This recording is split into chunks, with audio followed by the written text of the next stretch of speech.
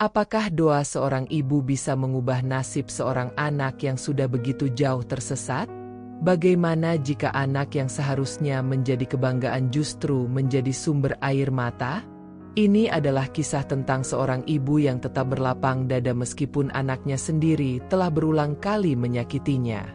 Kisah ini akan mengajarkan kita tentang kasih sayang tanpa batas, karma, dan pentingnya menghormati orang tua. Assalamualaikum warahmatullahi wabarakatuh. Sahabat semua, terima kasih sudah mampir ke channel Berkisah. Sebelum kita mulai, mohon keikhlasannya untuk like, komen, dan subscribe agar tidak ketinggalan cerita-cerita menarik lainnya. Semoga kalian selalu diberi kesehatan, kelancaran rezeki, dan keberkahan. Mari kita mulai ceritanya. Di sebuah kampung kecil yang sepi, hiduplah seorang ibu bernama Bu Sari. Ia adalah wanita parubaya yang bekerja sebagai buruh cuci panggilan. Setiap hari, ia harus mengayuh sepeda tuanya dari satu rumah ke rumah lain, membawa ember dan sabun cuci dalam keranjang di belakangnya. Tubuhnya yang kurus semakin melemah seiring bertambahnya usia, tetapi semangatnya tak pernah pudar. Hujan atau panas, ia tetap bekerja tanpa lelah demi memenuhi kebutuhan hidupnya dan anak satu-satunya, Raffi. Di pagi buta, sebelum matahari terbit, Bu Sari sudah bersiap-siap. Ia mencuci pakaian pelanggan dengan tangan, merendam, mengucek, membilas, lalu menjemurnya di halaman rumah-rumah majikan. Tangannya yang mulai berkeriput semakin kasar akibat deterjen dan air dingin. Namun, setiap kali ia merasa lelah, ia mengingat wajah anaknya yang masih tidur pulas di rumah. Ia tersenyum, meyakinkan dirinya bahwa semua jerih payahnya tidak akan sia-sia. Ia selalu pulang dengan tubuh letih dan kaki pegal, tetapi melihat anaknya sehat sudah cukup membuatnya merasa bahagia. Namun, Raffi tak pernah benar-benar menghargai pengorbanan ibunya. Sejak kecil, ia tumbuh dengan rasa iri kepada teman-temannya yang memiliki kehidupan lebih baik. Setiap pagi, saat melihat anak-anak lain berangkat ke sekolah dengan baju rapi dan tas penuh buku, ia hanya bisa menatap dengan kesal. Bukan karena ia tidak bisa sekolah, Bu Sari selalu memastikan ia mendapat pendidikan yang layak, tetapi karena ia merasa hidupnya penuh keterbatasan.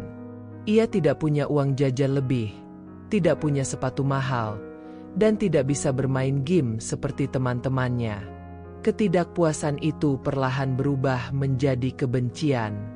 "Bu, kenapa kita miskin?" tanyanya suatu sore saat Bu Sari baru pulang kerja. Tubuh ibunya masih basah oleh keringat, tetapi ia tetap tersenyum. "Ibu bekerja keras untuk kita, Nak. Meskipun tidak kaya, kita masih bisa makan dan bertahan hidup." Namun, jawaban itu tak pernah memuaskan hati Raffi. Ia ingin lebih. Ia ingin seperti teman-temannya yang bisa membeli apa saja tanpa perlu berpikir dua kali. Rasa marah dan malu tumbuh di hatinya setiap kali ia melihat ibunya bekerja mencuci baju orang lain. Lambat laun, rasa hormatnya kepada ibunya mulai pudar. Ia mulai berbicara kasar, membanting pintu, dan menolak membantu pekerjaan rumah. Baginya, ibunya adalah penghalang bagi hidup yang lebih baik. Ketika memasuki usia remaja, kebenciannya semakin membuncah. Ia mulai bergaul dengan teman-teman yang salah, anak-anak yang tidak peduli dengan masa depan, yang mengajaknya membolos sekolah dan mencoba hal-hal terlarang. Bu Sari berusaha menasihatinya dengan lembut, tetapi setiap kata yang keluar dari mulutnya hanya dianggap angin lalu oleh Raffi. "Jangan banyak ceramah, Bu. Aku bosan hidup miskin," bentaknya suatu hari, membuat hati Bu Sari semakin terluka. Setiap malam, ia berdoa. Dalam sujudnya, ia memohon agar anaknya kembali ke jalan yang benar. Meskipun Raffi telah berubah menjadi anak yang kasar, ia tetaplah darah dagingnya. Ia tak pernah berhenti berharap bahwa suatu hari nanti, anaknya akan menyadari betapa besar cinta seorang ibu. Namun, doa-doa itu tampaknya belum terkabul, karena Raffi justru semakin jauh tersesat. Ia adalah wanita parubaya yang bekerja sebagai buruh cuci panggilan. Tangannya kasar karena deterjen dan air yang hampir setiap hari menyentuh kulitnya. Sejak pagi buta, ia sudah bangun untuk pergi dari rumah ke rumah, menawarkan jasanya mencuci pakaian orang-orang yang lebih mampu. Peluh membasahi keningnya setiap hari, namun ia tak pernah mengeluh. Baginya, bekerja adalah cara terbaik untuk bertahan hidup dan merawat anak satu-satunya, Raffi. Ia selalu pulang dalam keadaan lelah. Namun setiap melihat wajah anaknya, ia merasa semuanya terbayar lunas. Namun, Raffi tidak pernah benar-benar menyadari perjuangan ibunya. Baginya, ibunya hanyalah seseorang yang selalu mengatur dan membatasi kebebasannya. Raffi, anak laki-lakinya, berbeda jauh dengan ibunya. Ia tumbuh menjadi pemuda yang keras kepala, kasar, dan pemarah. Sejak kecil, ia selalu merasa hidupnya penuh penderitaan. Ia tidak bisa menerima kenyataan bahwa ibunya hanyalah seorang buruh cuci, sementara teman-temannya memiliki orang tua yang bekerja di kantor atau memiliki usaha sendiri. Setiap kali ia melihat teman-temannya datang ke sekolah dengan baju bagus dan uang jajan berlimpah, ia merasa iri dan marah. Ia mulai menyalahkan ibunya atas segala kekurangan yang ia rasakan. Kata-kata kasar pun mulai terlontar dari mulutnya sejak usia belia, menciptakan jarak yang semakin jauh antara dirinya dan sang ibu. "Kenapa aku harus hidup susah begini, Bu?" Raffi sering mengeluh. "Aku malu punya ibu yang kerjanya cuma nyuci baju orang lain. Teman-temanku sering mengejekku. Kenapa kita tidak bisa hidup seperti mereka? Kenapa aku harus jadi anak orang miskin?" Setiap kali mendengar keluhan itu, hati Bu Sari seperti tersayat sembilu.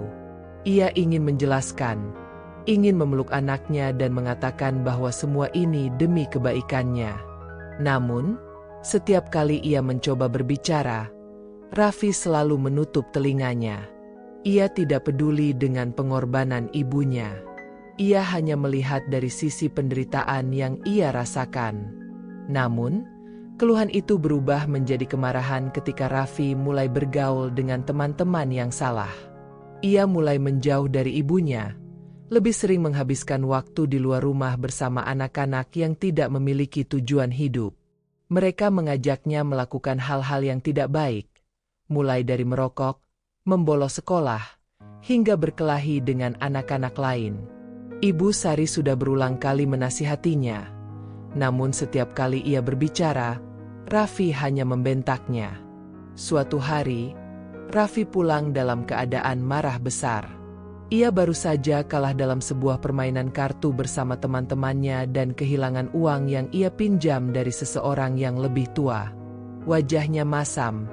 Langkahnya terburu-buru saat memasuki rumah kecil mereka yang sederhana.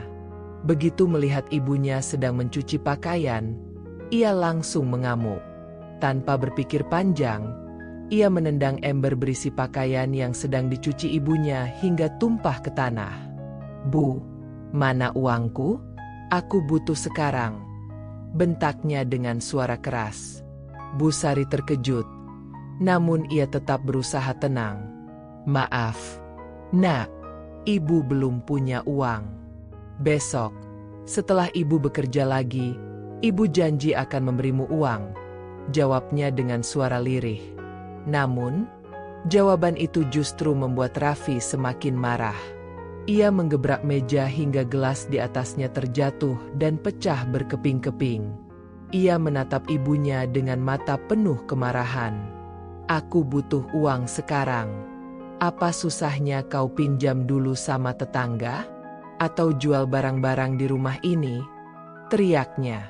Bu Sari hanya bisa menunduk, menahan air matanya agar tidak jatuh di hadapan anaknya sendiri. Hatinya remuk, bukan hanya karena kata-kata kasar Raffi, tetapi juga karena ia menyadari bahwa anak yang dulu ia besarkan dengan penuh cinta kini telah berubah menjadi seseorang yang begitu asing baginya. Hari-hari berlalu, dan Raffi semakin menjadi-jadi. Ia mulai mencuri barang-barang di rumah demi memenuhi keinginannya sendiri. Tidak hanya barang-barang kecil, ia bahkan pernah menjual panci dan peralatan dapur tanpa sepengetahuan ibunya. Ketika ibunya menegur, Raffi justru semakin marah. "Aku bosan hidup miskin, Bu. Kalau ibu tidak bisa memberiku uang, jangan salahkan aku kalau aku mencari cara sendiri," teriaknya suatu hari. Setiap kali ibunya berusaha menasihati, Raffi hanya membalas dengan teriakan, ancaman, dan tatapan penuh kebencian. Terkadang, ia bahkan mengancam akan pergi meninggalkan rumah jika ibunya tidak menuruti keinginannya. Ibu Sari hanya bisa menangis dalam diam. Dalam hati, ia selalu berdoa agar anaknya kembali ke jalan yang benar. Suatu malam, Raffi pulang dengan wajah yang lebih kusut dari biasanya. Ia baru saja kalah berjudi dan berhutang pada seseorang yang berbahaya. Dengan penuh amarah, ia kembali meminta uang pada ibunya. "Bu, aku butuh uang sekarang juga. Jika tidak, mereka akan mencariku," teriaknya dengan suara keras. Matanya memerah karena amarah dan ketakutan. Namun, Bu Sari hanya bisa menggelengkan kepala. "Nak, ibu benar-benar tidak punya uang. Ibu mohon, jangan lakukan hal-hal yang buruk," bujuknya dengan penuh kasih sayang. Raffi tidak peduli. Ia mendorong ibunya hingga terjatuh ke tanah. Tidak hanya itu, untuk pertama kalinya, ia benar-benar menendang ibunya. Air mata Bu Sari jatuh membasahi pipinya yang sudah keriput. Namun, ia tetap berdoa dalam hati, memohon agar anaknya segera sadar dari kesesatan. Dan doa seorang ibu tak pernah sia-sia. Suatu malam, Raffi mengalami kejadian yang mengubah hidupnya selamanya. Saat berusaha melarikan diri dari para penagih hutang, ia tertabrak mobil dengan keras. Saat terbangun di rumah sakit, ia merasakan sakit luar biasa. Kedua kakinya lumpuh. "Bu, maafkan aku." Raffi menangis dalam kesakitan. Namun, Bu Sari tetap tersenyum dan menggenggam tangan anaknya. "Nak, ibu selalu memaafkanmu. Ibu hanya ingin kau berubah." Sejak saat itu, Raffi mulai menyadari semua kesalahannya. Ia belajar menerima keadaan, dan yang paling penting, ia belajar mencintai ibunya. Terima kasih telah menonton video ini sampai akhir. Semoga kisah ini bisa memberikan pelajaran berharga dan mengingatkan kita semua akan besarnya kasih sayang seorang ibu. Jangan lupa untuk like, komen, dan subscribe agar tidak ketinggalan kisah-kisah inspiratif lainnya. Jika kalian memiliki pengalaman serupa atau ingin berbagi pendapat, tuliskan di kolom komentar. Sampai jumpa di video selanjutnya.